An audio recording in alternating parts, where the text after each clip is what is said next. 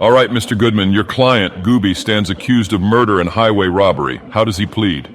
Your Honor, my client pleads not guilty of these charges. Your Honor, we have evidence that proves Gooby struck Luke with an axe before stealing his bicycle on a Chernerus roadside. Yes, that's correct. But there's more to this story. Oh, I'm sure there is. You see, Gooby encountered Luke on the side of the road near Electro. He tried to communicate with Luke, but received no response. The defendant frankly believed that Luke was a complete stranger and unfortunately decided to strike him with an axe, as is common when encountering strangers in Chernerus. You need to understand that this isn't Livonia we are talking about. Chernerus is a vile place, a terrible place for even the most hard-boiled military veterans. The defendant was no such veteran. So when he encountered what he believed to be a stranger and a threat, he went a little bananas. That's still murder and robbery, Mr. Goodman, stranger or not.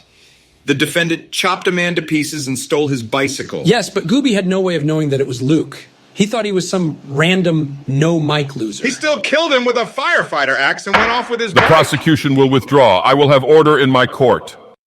Your Honor, Gooby was on the run from zombies and needed transportation. When he saw the bike coming down the road, he thought it was fated for him to take. Frankly, he thought he was doing the man a favor.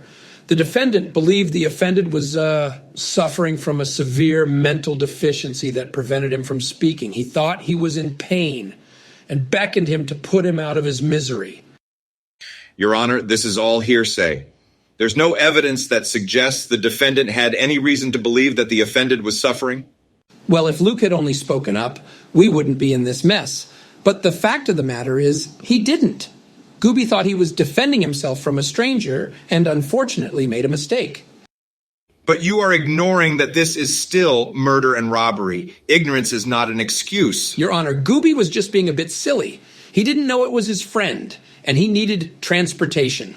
A silly goober like that isn't worth prosecuting if you ask me.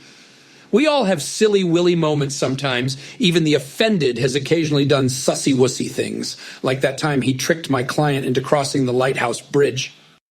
I'm inclined to agree with Mr. Goodman. This is a tragic mistake, but I agree that going a bit bonkers-balonkers is not a crime. Truthfully, I don't see why the prosecution even thought this was a case worthy of wasting the jury's time. I motion to dismiss the case.